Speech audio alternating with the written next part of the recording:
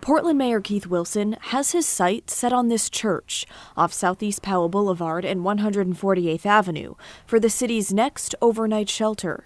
To be honest, we don't feel too good about. Miguel lives right next door. Notification that I get. The city mailed him this postcard with little information. To be honest, I started getting worried. Now, after 20 years in the neighborhood, he's thinking of moving. It's gonna be more drugs, prostitution, and insecurity. That's what I see. We didn't get any letters, phone calls.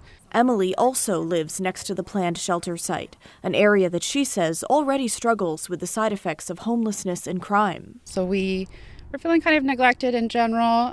We don't have anything against, obviously, like the efforts that are being put forth in principle. We have a problem with the process and the fact that we're being left out. I did not know that until you asked me. Despite the surprise, June welcomes the shelter. The natural answer for everyone is always the NIMBY, right? Not in my backyard. I want this solved. I want the mental health crisis. I want homelessness solved, but don't do it in my backyard. The thing is if they don't have a place to go, they're in your backyard. Yeah, they post me and I'm moving. Fedor camps 1 block away. I don't choose to be outside, but that's how my life.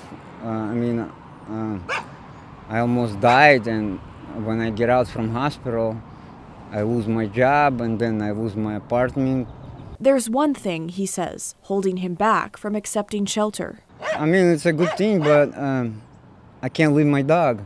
A city spokesperson says more information on the East Portland shelter will be released in the coming weeks. So far this year, the city has opened more than 1,500 new shelter beds across 6 shelters. Near the planned East Portland site, a Montessori school.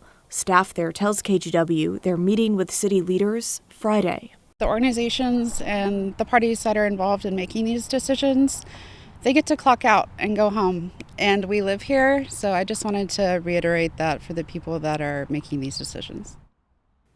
There is a community meeting happening right now where the neighborhood is talking about their concerns. You know, I've covered the opening of shelters like this in residential neighborhoods for years here in Portland, and it's almost always the same. City or county leadership quietly makes plans without including neighbors until after the site is already set in motion.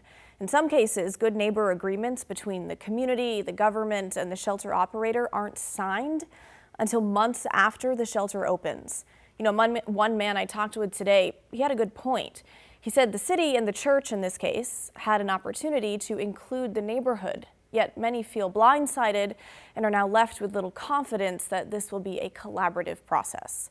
Okay, I also want to point out that during Mayor Wilson's campaign early last year, I sat down with him to talk about his homelessness plan, and even then, he talked of converting churches into shelters.